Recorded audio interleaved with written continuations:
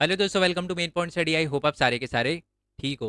तो जी अब हमारी बारी आ गई है। ठीक है, अब जो हथियार है वो हमारे हाथ में है और 7 तारीख को हमें वॉर के अंदर एंटर करना है। ठीक है, मैं बहुत टाइम से इसी दिन का वेट कर रहा था कि कब बच्चों का एग्ज़ाम खत्म हो और हम एसएसटी पे फोकस करें। ठीक है, आज जो है बच्चों का साइंस का एग्ज़ाम था। आई होप आपका अच्छा गया हो। देखो, सिंपल सीधी बात है, अगर आपका थोड़ा बहुत अच्छा नहीं भी गया ना भाई, भूल जाओ। रात गई बात गई, उसके बारे में सोचोगे आप, एसएसटी का एग्ज़ाम खराब कर दोगे। मेरा हाथ जोड़ के विनती है, अगर अच्छा गया तो बहुत अच्छी बात है, मोटिवेशन रहेगी। बट अगर आपका थोड़ा बहुत एवरेज भी गया है, ज़्यादा अच्छा नहीं गया, तो कोई बात नहीं, उसको भूल जाओ, क्योंकि उसका आप कुछ नहीं कर सकते। उसको कंपनसेट आप सोशल साइंस में कर सकते हो अच्छे मार्क्स लाके। ठीक है, बट अगर आप उसी की डीमोटिवेशन लेके बैठे रहोगे तो हमारे लिए बड़ी प्रॉब्लम हो जाएगी। एसएसटी के एग्जाम में सिलेबस थोड़ा आपको पता है, चैप्टर अच्छे खासे आते हैं। ओके, तो इस वजह से ऐसा बिल्कुल मत करना। अच्छा गया हो या थोड़ा एवरेज गया हो, दोनों चीज को साइड में रखना है और एसएसटी पे फोकस करना है, क्योंकि भाई ये इंडिविजुअल लड़ाई है, इंडिविजुअल इंडिविजुअल सब्जेक्ट की।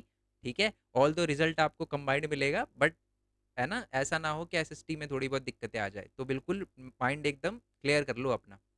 चलो जी, आई होप ये बात आपको क्लियर क्लियर हो गई हो। दूसरी बात यह है कि ये जो वीडियो है वो हिंदी मीडियम वाले बच्चों और इंग्लिश मीडियम वाले बच्चे दोनों के लिए है, क्योंकि मैं एसएसटी पढ़ाता हूँ और एसएसटी से रिलेटेड सब्जेक्ट है ना, क्लास 11th और 12th तो पोल साइंस और हिस्ट्री, तो मैंने इसलिए एसएसटी टू रिलेटेड सब्जेक्ट बोला। ठीक है, तो मैं इंग्लिश मीडियम और हिंदी मीडियम दोनों को पढ़ाता हूँ। हर एक चैप्टर मैंने अपलोड कर रखा है, हर एक चैप्टर के मोस्ट इंपॉर्टेंट क्वेश्चन अपलोड कर रखे हैं, हर एक चैप्टर के एमसीक्यू अपलोड कर रखे हैं, और हर एक चैप्टर को जो मैंने एक्सप्लेन किया था ना, उनके नोट्स भी आपको मेन पॉइंट स्टडी पे मिल जाएंगे। मेन पॉइंट स्टडी की वेबसाइट है, डायरेक्टली आप पीडीएफ वगैरह डाउनलोड कर सकते हो। चलो, ये बात हो गई। दूसरी बात है, जब मैंने बोला मोस्ट इंपॉर्टेंट क्वेश्चन, तो बहुत सारे बच्चों के माइंड में डाउट आया होगा कि सर आप जो मोस्ट इंपॉर्टेंट क्वेश्चन बोल रहे हो, बच्चे पूछते हैं। मैं आपको बता दूं, ये बात मैं अभी बता रहा हूँ, बट याद रखना एग्जाम से एक दिन पहले भी आप मेरी किसी वीडियो में आओगे ना, तब भी आपको कोई ना कोई बच्चा बोलते हुए मिल जाएगा, सर आप जो मोस्ट इंपॉर्टेंट क्वेश्चन बोल रहे हो वो करके जाऊँ, 60% मार्क्स आ जाएंगे, 70% आ जाएंगे। अगर आपके दिमाग में भी ऐसा डाउट है ना, ठीक है, तो मैं आपको बता दूं, मेरा एक चैनल है भरत खोरवाल नाम का। यहाँ पर जब भी बच्चों का कोई भी एग्जाम होता है ना एसएसटी से रिलेटेड, तो आपको पता ही है मैं मोस्ट इंपॉर्टेंट क्वेश्चन देता हूँ। उससे है ना बिल्कुल एक दो दिन पहले, ओके, एक दो दिन पहले जब मैं मोस्ट इंपॉर्टेंट क्वेश्चन वगैरह करवाता हूँ, मेरी सारी की सारी चीज़ें करवाता हूँ, सेम क्वेश्चन मेरे को फेस करने पड़ता है। बार बार बच्चे पूछते हैं कि जो आएगा कितना परसेंट आएगा, कितना परसेंट नहीं आएगा। मैं उसका सिंपल सा आंसर उनको बोलता हूँ कि बच्चे जिस दिन एग्जाम हो जाए ना, उस दिन शाम को लाइव पे आ जाना। और ये रही लाइव।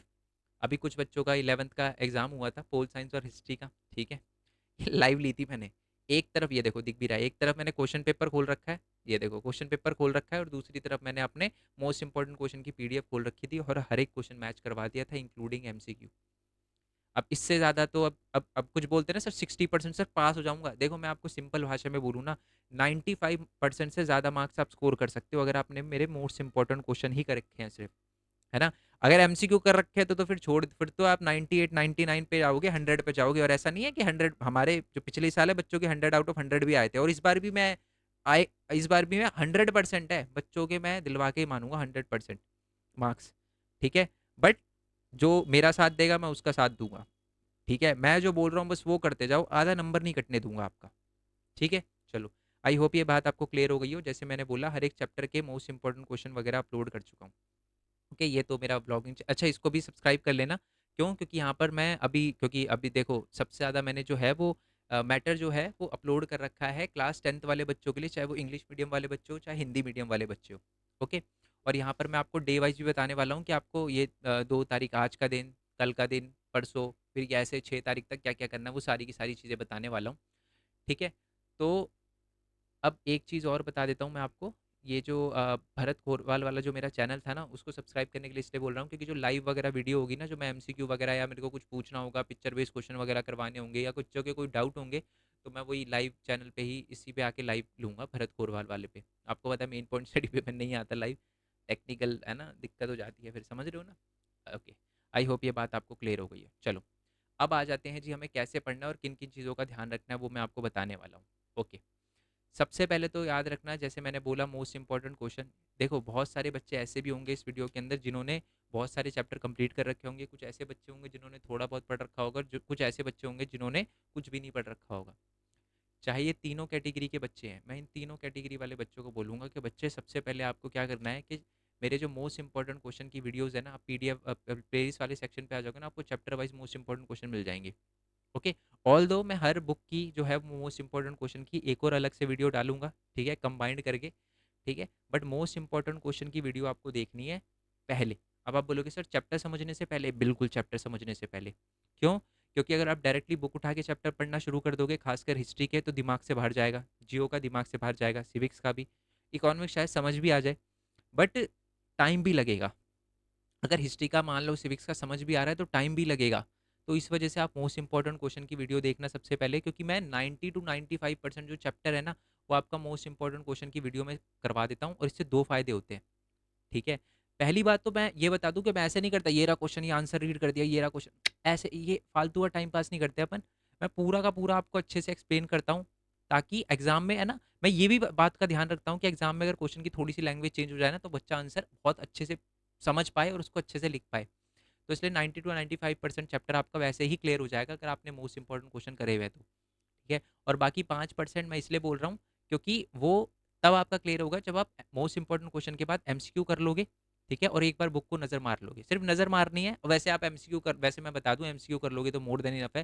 क्यों? क्योंकि मोस्ट इंपॉर्टेंट क्वेश्चन की जब मैं वीडियो बनाता हूँ तो उसमें एमसीक्यू वगैरह, और एमसीक्यू जब मैं बनाता हूँ वो हर बुक की एक एक लाइन से एमसीक्यू बनते हैं, एक एक लाइन से एमसीक्यू बनते हैं। इतने एमसीक्यू आपने कभी नहीं देखे होंगे जब मैं कराता हूँ। 95 एमसीक्यू, 100 एमसीक्यू, 85 एमसीक्यू, एक एक चैप्टर के बता रहा हूँ मैं। अभी जब मैं कल मैराथन लूंगा ना भरत कोरवाल वाले चैनल पे, तब आपको पता चलेगा कि कितने एमसीक्यू होते हैं। आई होप ये बात आपको पता चल गई हो, चाहे आप किसी भी स्टेज पे हो।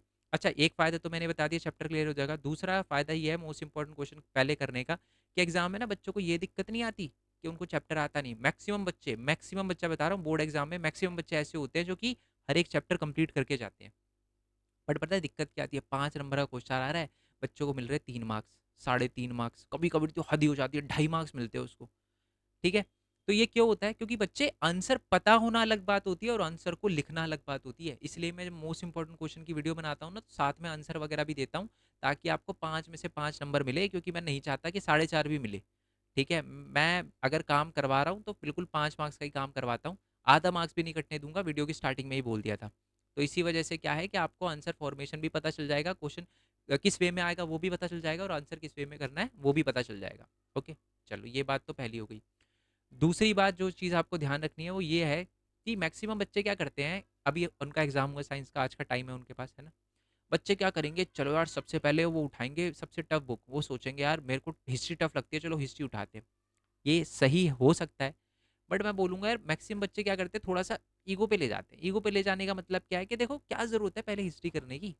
हाँ ये बात है, हिस्ट्री करनी है, बट सबसे पहले, अब ऐसा तो है नहीं कि हिस्ट्री 40 मार्क्स की आ रही है, ये वो भी 20 मार्क्स की आएगी, सिविक्स भी 20 मार्क्स की है, जियो भी 20 मार्क्स की है ना, और इकोनॉमिक्स भी, सारी जब 20-20 मार्क्स की है बुके, तो पहले वो उठाओ ना, अपने 20 मार्क्स पहले वहां पक्के करो ना, जहाँ जो सबसे ज्यादा इजी लगता है। अब लेट्स अज्यूम आप हिस्ट्री करने बैठे, आपको 1.5 दिन लग गया, ज्यादा टाइम लग गया, फिर सिविक्स करने बैठे, फिर जियो करने बैठे, इकोनॉमिक्स करने का बहुत कम टाइम मिला आपको। वैसे इकोनॉमिक्स में ज़्यादा टाइम लगेगा भी नहीं आपको, बट फिर भी आपको कम टाइम मिला और इकोनॉमिक्स का क्वेश्चन आया वो आप कर नहीं पाए, तो ज़्यादा दिक्कत आपको, गुस्सा इस वजह से आएगा क्योंकि इकोनॉमिक्स ईजी थी और उसको आप क्वेश्चन नहीं कर पाए। तो इसलिए पहले वो निपटाओ, क्योंकि इससे क्या होता है, दिमाग को तसल्ली भी हो जाती है कि हाँ जी मेरी एक बुक खत्म हो गई है, और वो भी 7-8 घंटे में आप खत्म कर दोगे, मोस्ट इंपॉर्टेंट क्वेश्चन देखे, एमसीक्यू देखे, आपके वैसे ही कंप्लीट हो जाएंगे।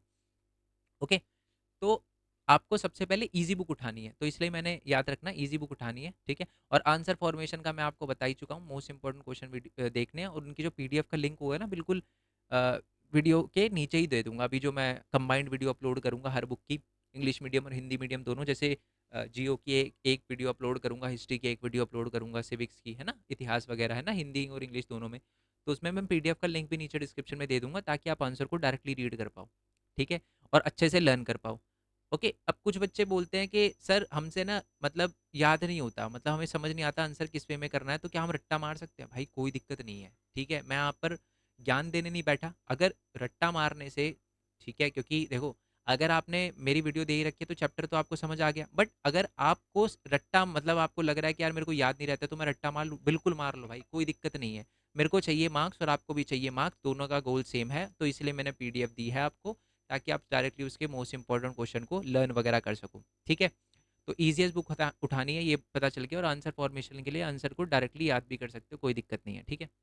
अब है ना, उसके बाद आज के दिन की बात बता रहा हूँ मैं, क्योंकि आज टाइम कम है, तो ईजीएस्ट बुक उठा लो, हो जाएगी, आप कंप्लीट कर लोगे रात को, मेरा भरोसा रखो, बहुत अच्छे से लर्न कर लोगे आप।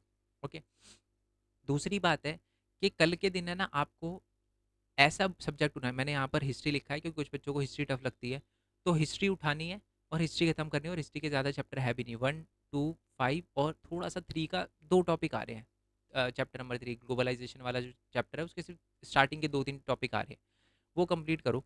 ओके, मोस्ट इंपॉर्टेंट क्वेश्चन करके करोगे तो ज़्यादा ईजी रहेगा। और हिस्ट्री भी आधी, जियो भी आधी निपटानी है, भूगोल भी आधी निपटानी है। मैं भूगोल क्यों बोल रहा हूँ, सिलेबस बढ़ा है थोड़ा भूगोल का, तो इसलिए इस चीज़ का ध्यान रखना है कि आपको आधी भूगोल करनी है। उसके बाद नेक्स्ट जो डे है, फोर्थ वाला जो फोर्थ वाला डे है, यानी 4 तारीख है हमारी, उस दिन में आपको क्या करना है, सिविक्स निपटा लेनी है और उसके बाद जियो निपटा लेनी है जो आधी बची हुई थी। ओके, एक बात और बता दूं, मैंने सबसे पहले ईजी सब्जेक्ट इसलिए भी करने के लिए बोला क्योंकि बाद में रिवीजन करने में ईजी रहेगा। अब ध्यान से देखो, लास्ट के 2 दिन आपको क्या करना है, 7 तारीख को एग्जाम है और ये लास्ट के 5 और 6, वैसे 5 में भी आप अपनी तरफ से कर सकते हो लर्न वगैरह, अगर कुछ रह जाता है इसमें या जियो का थोड़ा रह जाता है, सिविक्स का, हिस्ट्री का, तो वो कर सकते हो। बट ये जो दिन है ना, उसको तो सिर्फ प्योर रिवीजन के लिए रखना। देखो बच्चे, मैं आपको एक सिंपल सीधी बात बता दूं, मैक्सिमम बच्चे यही गलती करते हैं, वो रिवीजन का टाइम नहीं छोड़ते। वो एंड के दिन तक, सुबह सुबह भी है ना, 7 तारीख को सुबह भी रिवाइज करने की जगह वो सोचते हैं यार ये वाला चैप्टर रह रहा है, इस चैप्टर को थोड़ा बहुत निपटा ले। बच्चे, कोई फायदा नहीं है। आप खुद सोचो, आपने है ना 90% लेट्स अज्यूम सिलेबस खत्म कर लिया 6 तारीख तक, और 7 तारीख को आपका मतलब 5 तारीख तक आपने 90% सिलेबस खत्म कर लिया। अब 6 तारीख को आपके पास 2 ऑप्शन है, या तो वो 10% बचा है वो खत्म कर लो, या वो 90% को रिवाइज कर लो। तो मैं बोलूंगा सबसे पहले आपको 90% को रिवाइज करना है, क्योंकि देखो, अगर एग्जाम के अंदर क्वेश्चन इस 90% से आता है और आप रिवाइज करके नहीं जाते ना, तो दिक्कत आ जाएगी। हो सकता है ऐसा कोई क्वेश्चन आपको देखने के लिए मिले जो आप याद ना आ रहा हो आपको, मतलब आपने करा है बट याद ना आ रहा हो। और ये होता है, मैक्सिमम बच्चों के पास होता है, साथ होता है। एग्जामिनेशन हॉल में जाते हैं कि यार ये वाला क्वेश्चन क्या था, समझ ही नहीं आता यार, हाँ क्या था याद नहीं आ रहा, जैसे ही बाहर निकलते हैं याद आ जाता है। समझ रहे हो? तो ये ऐसी दिक्कत, और मेरे साथ होता था ऐसा, और मेरे को पता है बहुत सारे बच्चों के साथ होता है, तो इसलिए ऐसा नहीं करना। रिवीजन करना सबसे ज़्यादा इंपॉर्टेंट है।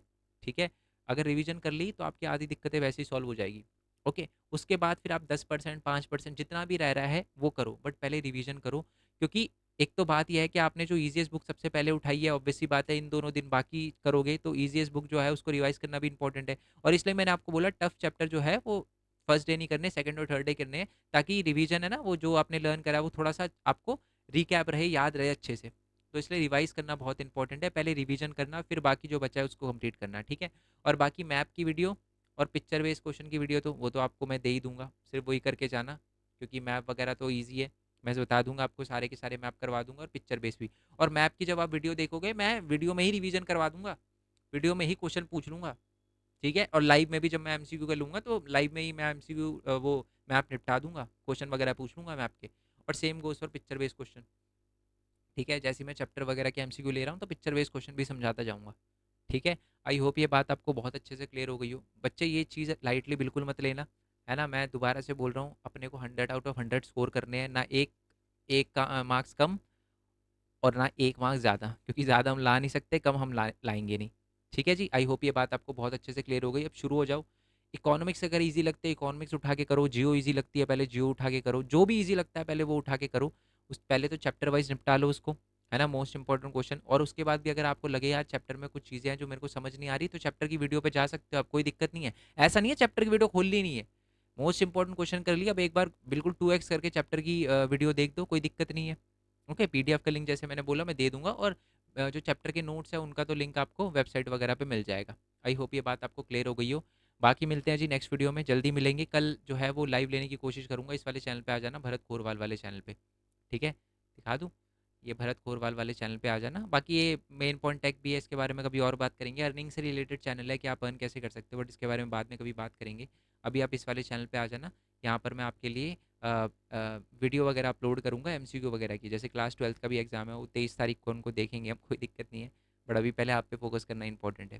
ठीक है, आई होप ये बात आपको पता चल गई हो। मिलते हैं जी नेक्स्ट वीडियो में, तब तक के लिए थैंक यू सो मच। जय हिंद, जय भारत, वंदे मातरम, thanks for your support, bye bye. और हाँ, मैं एक छोटी सी बात और बता दूं कि मैं क्वेश्चन पेपर की भी करवाऊंगा, 2-3 क्वेश्चन पेपर सॉल्व भी करवाऊंगा। ठीक है, चलो मिलते हैं नेक्स्ट वीडियो में। जय हिंद, जय भारत, वंदे मातरम, thanks for your support, bye bye.